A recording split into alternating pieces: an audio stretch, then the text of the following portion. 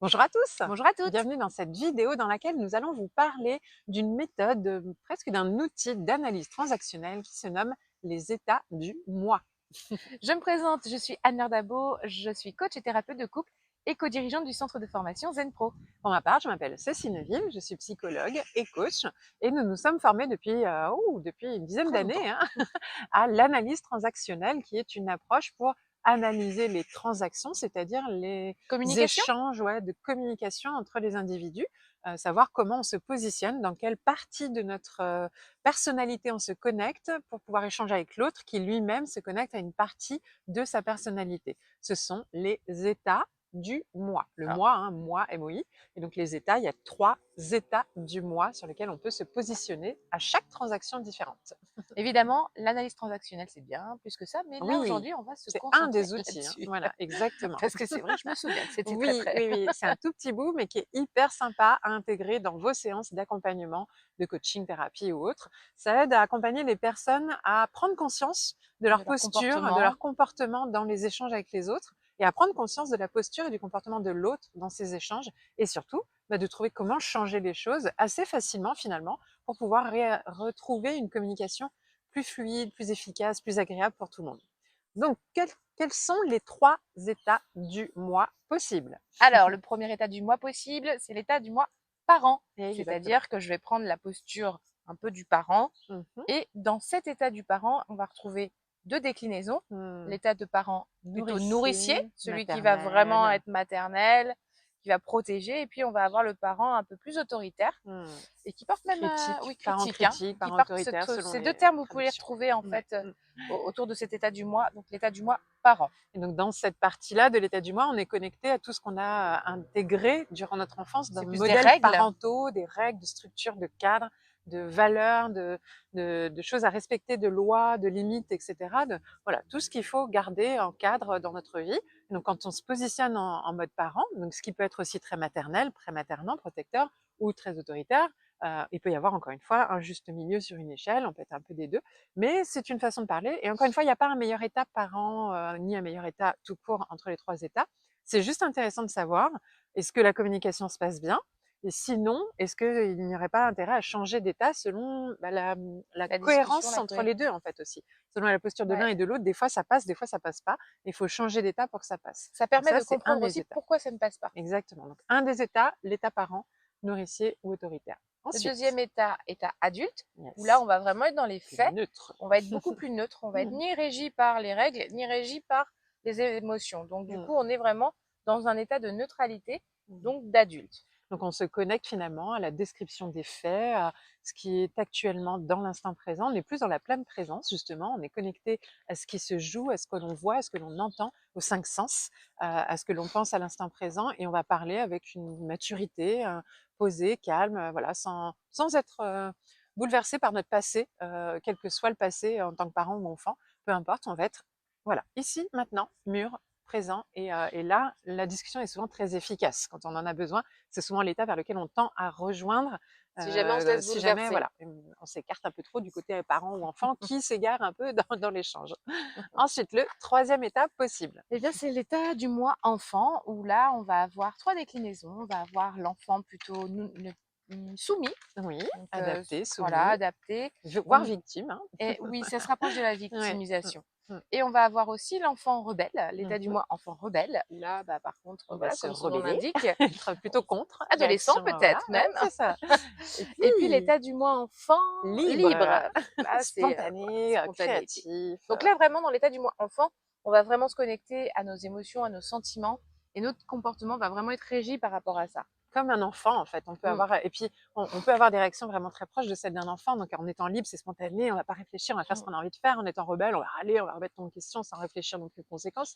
Puis en étant victime, oh, scrogneugneux, voilà, on Mm. n'est Mm. pas voilà, l'enfant adapté, soumis, voilà, il va vraiment se faire les choses très scolaires, être un enfant voilà qui respecte les règles, qui est sage, etc. Donc et là encore, on n'est pas que à un seul des états. Personne n'a un Ouais, seul on état, hein. traverse à chaque fois On les peut trois à états. chaque moment être dans un état différent, parent, adulte, enfant, et même un état différent au sein de l'enfant, au sein du parent. C'est vraiment en fonction des situations, des contextes, de notre état émotionnel, de ce qu'on a vécu récemment, de l'instant présent, de la situation, du contexte, etc. Par contre, là où ça devient vraiment intéressant, en séance de coaching, comment on peut l'utiliser, c'est que, imaginons que la personne, elle a vécu une situation critique dans une relation.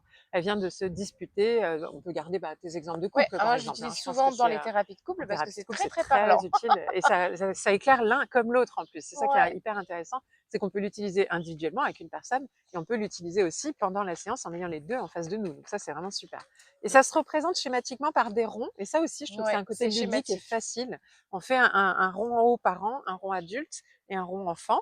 Et on représente quand il y a une discussion entre les deux personnes, des ronds qui sont en face et on analyse, on les invite à analyser dans cette dernière dispute. Vous-même, où est-ce que vous étiez situé au moment de la dispute en elle-même? Est-ce que vous étiez plutôt parent autoritaire, enfant rebelle, enfant victime?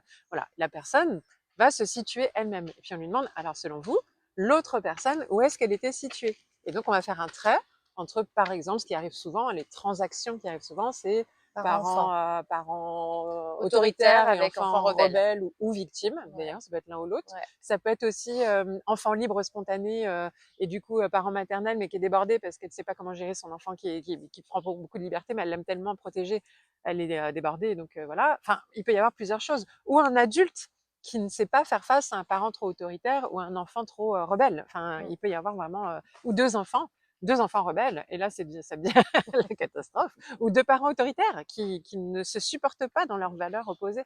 Ça, c'est ce qui arrive souvent Voilà. dans les disputes. En Ouais. revanche, ça peut être aussi un élément très intéressant quand on analyse aussi le comportement très très global. Oui, C'est-à-dire quand que ça se passe bien au on imagine, naturel, moi ça voilà. m'arrive souvent d'avoir des couples où la femme dit souvent, et c'est très répété, donc Mmh, ça peut paraître stéréotype, et pourtant c'est la vérité. exactement. La femme arrive en disant oui, j'en ai marre d'avoir un troisième enfant à la maison. Oui. Et Mmh, là, c'est super intéressant pour lui faire prendre conscience aussi de sa part de responsabilité dans mmh, leur positionnement en fait. Parce que naturellement, quand on va s'adresser à une personne en étant dans un état parent, naturellement l'autre va se glisser dans un état, il peut en tout cas assez facilement se glisser dans un état d'enfant. mmh. Et donc On du coup, influence, voilà, en leur expliquant qu'ils peuvent changer ça en juste changeant en et en basculant, hein, pensant ouais, déjà à d'état. ces trois états du moi, eh ben, il y a quelque chose qui se passe et d'un coup, chacun prend sa responsabilité de Mmh. comment je peux changer la communication et donc le sentiment les uns vis-à-vis des autres. C'est super puissant, en Mmh. fait, Et juste par souvent, ce schéma. souvent la clé, c'est de les aider à revivre la même Rebasculer. situation en Oui, leur disant: «Si vous étiez passé en mode adulte», pour leur apprendre parce que la prochaine comment fois, ils vous... savent pas comment Ouais, faire. c'est ça. Donc là, comment vous auriez pu, formuler les choses différemment, réagir différemment en état adulte? Là, ils vont tester et c'est à nous de les, alors oui, et en même temps, là, déjà, on est un peu dans la victimisation ou un peu dans l'autoritaire. Donc là, ça serait vraiment, puis on peut les aider à reformuler, s'approprier une posture. Il faut qu'ils apprennent à aller dans cet état-là au moment où ils en ont besoin. Et donc après, ils vont savoir si ça se représente, comment réadapter leur Mm. situation et voir, constater. Et donc ça, dans un rendez-vous d'après, par exemple, alors est-ce que ça s'est reproduit? Bah oui, j'ai testé. Alors là, l'autre a été un peu chamboulé, il m'a parlé comme ça. Et hop, on leur dit, OK, comment vous pouvez, en tant qu'adulte, ramener la personne vers l'état adulte. Et donc souvent, c'est en posant des questions très neutres. On les invite à être dans le descriptif des faits. Alors là, tu vois, par exemple, tu viens de dire ça. Moi, sur le moment, ça me provoque ça à l'intérieur et c'est pas ce que j'ai envie.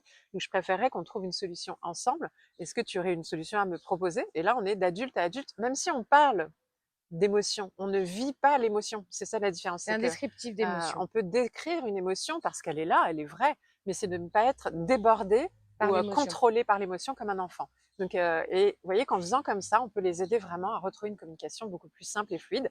Attention, ça ne veut pas dire qu'il faut parler comme ça tout le temps, parce que sinon la vie, elle serait pas sympa. Parce qu'on peut être en état enfant, en état parent, Quoi en qu'il état arrive, peu la prise importe, de et être conscience de tout génial en ça fait. et la mise en Mm. pratique fait qu'il y a un changement naturellement. Exactement. Et donc, c'est aussi d'accepter qu'on puisse, moi, je sais que par exemple, j'ai pris conscience à ce moment-là que j'avais un état enfant dans ma relation de couple avec un état parent maternant. Dans certaines situations, Benoît peut avoir un état parent maternant avec moi, état enfant.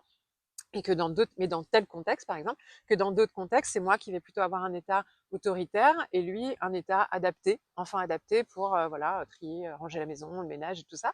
Mais ça fonctionne en fait. Pour nous, c'est pas difficile, c'est très fluide et normal. Et selon les situations, on voit. Et puis si à un moment donné, je vois qu'il y a une émotion qui bascule, ben, je me dis, oula, là, t'as peut-être été trop autoritaire ou trop enfant ou trop reviens au mode adulte et lui aussi, et du coup ça se passe bien et du coup ça permet de jongler pour être l'objectif, encore une fois, c'est pas d'être dans un état ou un autre, c'est d'être bien. Les deux, de se comprendre et de s'aimer et d'être bien. C'est Dans toutes les exactement relations, ça. hein, là on parle de couple, mais c'est bien au niveau Les relations travail, familiales, famille, avec ses enfants.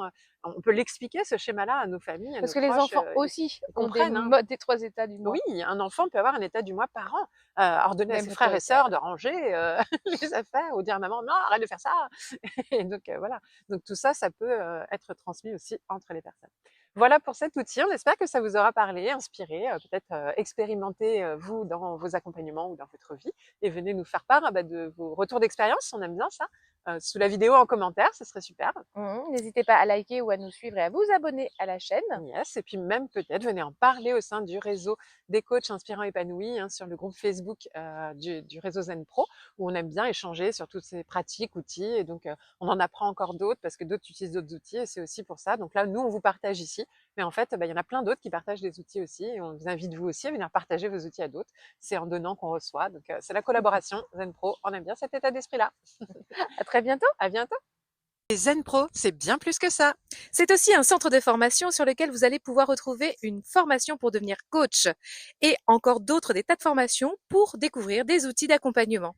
Des formations pour vous spécialiser en tant que coach pour enfants, pour ados ou pour parents, et puis aussi des outils comme la PNL, l'analyse transactionnelle ou la psychologie positive qui est notre spécialité.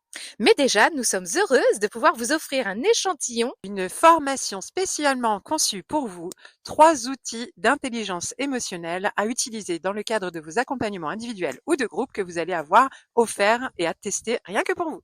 Vous allez pouvoir voir si du coup nos formations vous conviennent, si le format est adapté.